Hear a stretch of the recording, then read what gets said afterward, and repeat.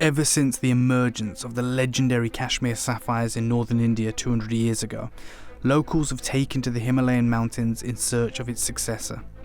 The Kashmir mines only produced in quantity for around 5 years, but the echo of its vibrant blue treasure still booms loudly around the rooftops of the world. Not so very long ago, there was a discovery that defied all expectations. Up in the mountains, a staggeringly beautiful blue gemstone was found gleaming in the rocks. It has been mined for just 18 months, and sources tell us the mine is already exhausted. The cutters we are working with told us the remarkable story of the moment the miners bought these new gemstones from the mountains, navigating through winding pathways carved into the rock by generations of prospectors that went before with the help of their trusted donkeys. It may take another 100 years to be able to amass a collection like this again. The miners travelled with their stones to Jaipur in India. They journeyed to the cutting house of one of the few cutters in the world who has Kashmir sapphire and experience of cutting it. There they laid down their small parcel of stones, which they had named Nilamani, meaning sapphire in Nepalese. This term is given to only the finest blue stones found throughout the Himalayas and into Kashmir.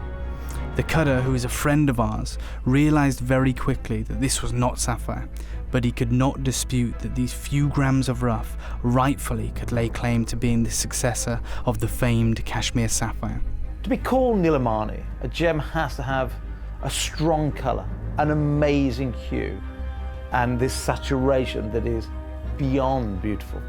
Our cutter friend laid out a selection of the Nilamani stones with one Kashmir sapphire placed amongst them as a test. He asked his friend to help him select the finest stone in this selection, a gem dealer who has been in the business for 40 years.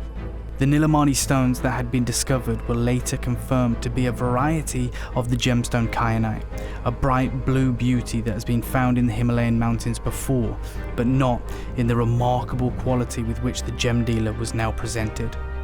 With very little delay, the gentleman chose the Nilamani from the selection in front of him.